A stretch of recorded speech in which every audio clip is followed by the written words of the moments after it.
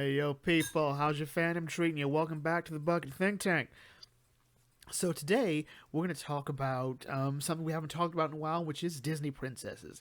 I know that build up was kind of just terrible, wasn't it?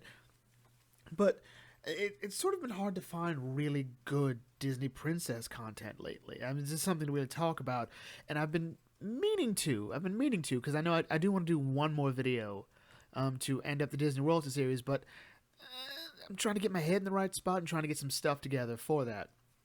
But also, Dark Horse came out with these comics of Disney's Snow White and the Little Mermaid. Legitimate Disney's Snow White and Little Mermaid. I'm like, oh, cool. I mean, I'm no stranger to Disney comics. I mean, we did just do a while back a Life of Scrooge series where we covered those comics.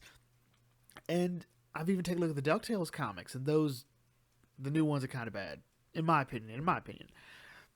So I was a bit weirded out to see this here, and what really drew me to it was the fact, well, I was looking for something new to talk about. I thought, well, okay, how are they represented in this comic? And these two comics are pretty much retellings of their movies from their perspective.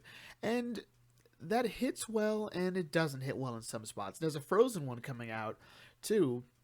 That one will be a full graphic novel, where this one here was, well, these two here were just released issue by issue, 3 issues for each one. And like the Frozen one that'll be coming up in April, these two written by Cecil Castellucci. I probably butchered that last name, but let's just sort of go into sort of each of them. And we'll start off with what I think was the best one, which was Snow White.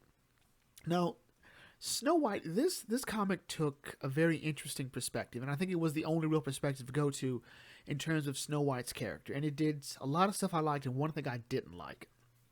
So, from the Snow White perspective, it really does paint her as honestly the purest person to ever exist. I mean, really, you just can't help but look at Snow White here and not think that the world is the problem, not her. And that's great. That's great because I think that is the direction that should be going for her. That's how we should feel about her. She should be a very easy person to like, and even more so with the presence of the evil queen.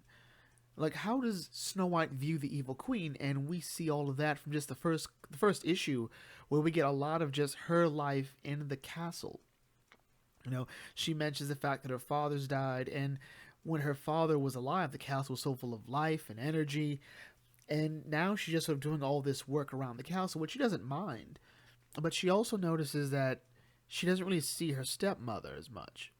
And I'm not sure if she's aware of it, but the rest of the household is going sort of out of their way to keep the two of them from interacting. And that is sort of interesting, but it's also sort of like sort of that's not really groundbreaking, but it's just sort of weird. I think it sort of implies maybe the queen did kill Snow White's dad, and the household, which is powerless to prove or stop her from doing anything else like that, are just doing the best to keep them separate, or they just know how wicked she really is, even if she didn't, kill the king. And from Snow White's perspective, she does love her mother. She does love her stepmother, and she says, like, look, if you have my love, why can't you give me yours? And it comes from this really great place. Like, she just wants to help. She wants to be useful. She wants to show she can contribute. And it's hard to dislike that. And then she meets the prince for a bit. And this was something I always knew. I always knew, and I've argued it, there was no way the two of them had never just met within the context of the movie. Now, this is where it gets weird because it sort of tries to compress everything into one day. It's sort of the Disney Kismet thing, which we saw a lot. Well up to, I would say, the middle of the Renaissance era? Maybe not the middle, like the early days of the Renaissance era, where the idea that, two people meet and they just click.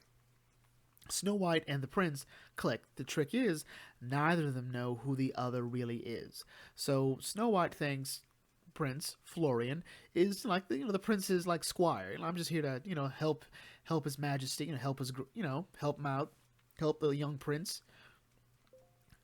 And Florian just thinks, hey, this is the stable girl. And they really bond with that. And I think it really helps because there's no pomp and circumstance with any of them.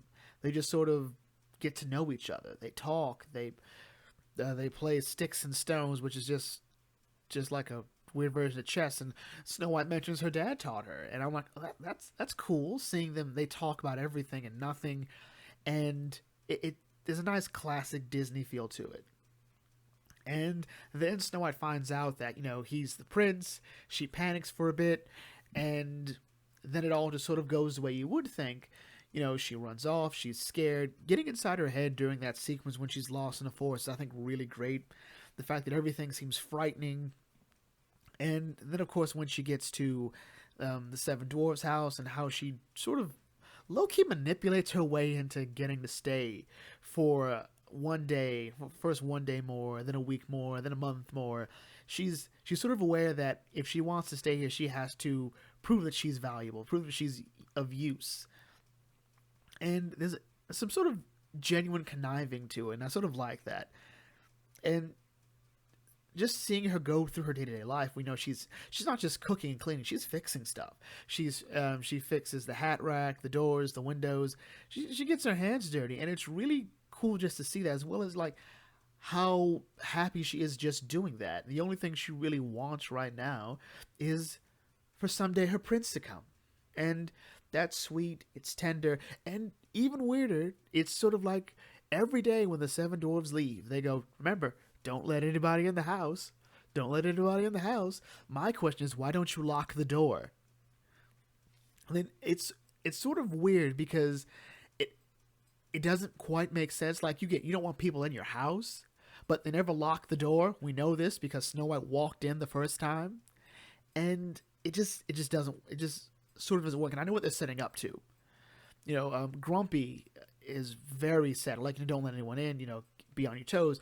By having everyone say it sort of brings home that fact. And what's interesting is, at least for me, when the evil queen shows up as the hag and offers the apple. Well, before she gets to offer the apple, she's attacked by the animals. Snow White pretty much says, like, I know I shouldn't, but she needs help. And I've always said that is the trick. That is the great trick to how the evil queen gets Snow White. She preys on her better nature. In Snow White's mind, yeah, there's someone out to get me, but as of right now, all I'm seeing is this old lady that needs help. And, the apple happens, and even when she takes the apple, we get inside her head again. And she can sense how she can't see her stepmother, but she can sense that she's out there. She can sense a sort of cold presence, and she wonders, what did I ever do to you to make you hate me so much? All I've ever wanted was to love you. And it's a great feeling. It's a great moment, and I applaud Cecil for this, because it's really, really great, really touching. And then it sort of goes a different route. The prince shows up. He doesn't quite mention what I wanted him to mention was hey, I've been looking for her. Like, I heard what happened. Because remember, in the original cut of this movie, like, it's mentioned that hey, the queen had kidnapped Florian, and he overheard the plan. Like, he knew what he was doing when he went down there. But no, they didn't. The kiss. Interesting that she is conscious the whole time. Like, she's asleep, but she's not like dead. She can hear and experience everything. And it sort of ends with it ends the way the movie does. The Little Mermaid, however, is not that strong of a story. It really isn't, and I think that's sad. I think primarily because I said that Snow White had the problem where we didn't delve into the prince, but it's not really necessary. All I would have needed from Florian and Snow White is just to mention that, hey, I heard about what happened. Or like, I know Snow White's missing. I'm here to look. And maybe he did flat out say that. Little Mermaid really does need Eric's perspective, I think, sometimes to make it work. And the problem with this is, with Little Mermaid, it felt like Cecil kind of gave up with trying to really explore Ariel's head. Or very least, because Ariel's motivation is so strong, which is the surface world, and Eric, that there's no time to take 3 issues to explore that as well as possible, which was the problem I felt the movie always had. The movie gives Ariel exactly what she wants. And the comic here takes with the, she feels that, she belongs on the surface. Like, it feels like, this life she's living as a mermaid, it's not who she is. And I don't think that works.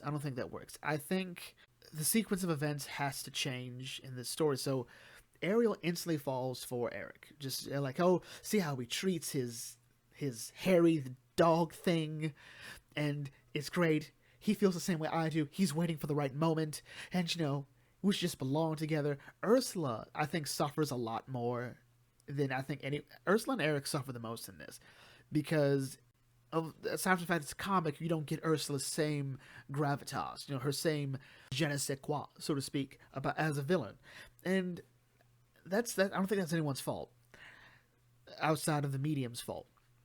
So I was looking at this, and I thought this is going to go in pretty much a straight line. Ariel will be sort of, inoculated from what Sebastian's going through, what any of them are going through, and I always felt that was a problem. That Ariel never quite feels like, even in this comic, doesn't quite address the fact that she's horribly messed up. Like even when King Triton goes and bails her out, she realizes, oh no, what have I done? Which was Ursula's plan to begin with. Ursula's real plan was to get to King Triton. She knew that once Ariel was in trouble, he would do anything to get her out of it. And that's sort of it. Like, there's no real exploration of anything. Like, Ariel's pretty much the same throughout the entire issue. Like, there's no real moment of fear or hesitance about what's going on here. Even with the 3-day limit, she seems kind of cavalier about it. And I think that might be the weakest point here, but overall, I would say both these comics are fundamentally good. I would say they just sort of highlight the problems. Well, no, Snow White sort of really fixes a lot of the problems, a lot of the surface level problems with Snow White. The meeting with the prince, how does Snow White feel about the evil queen, because those two are non-entities in the comic. Their relationship isn't a thing in the movie. They're like, hey, the evil queen hates Snow White. How does Snow White feel about the queen? And this comic gives us that. In Little Mermaid, well, we know how Ariel feels about everyone. Nothing is too great a sacrifice to get what she wants. And maybe the Little Mermaid 2, and I hate to bring that up, but maybe Little Mermaid 2 would be better suited from Ariel's perspective to see that. To get her perspective on that story, I think would be better. Overall, though, if you haven't read these, I would say give it a shot. I think it's a great addition to the Disney royalty lineup, which is why I wanted to talk about them. And I don't usually say this, but I'm looking forward to the Frozen graphic. Maybe we'll get a new take on everyone, and it'll be interesting. So with that in mind, we'll bring this video to a close here. If you're new to the Bug Think Tank, feel free to like, comment, share, subscribe. Check out some other videos, and I'll catch you all later. This is Bug Think Tank signing off. Thanks for watching, and as always, may your fandom serve you well.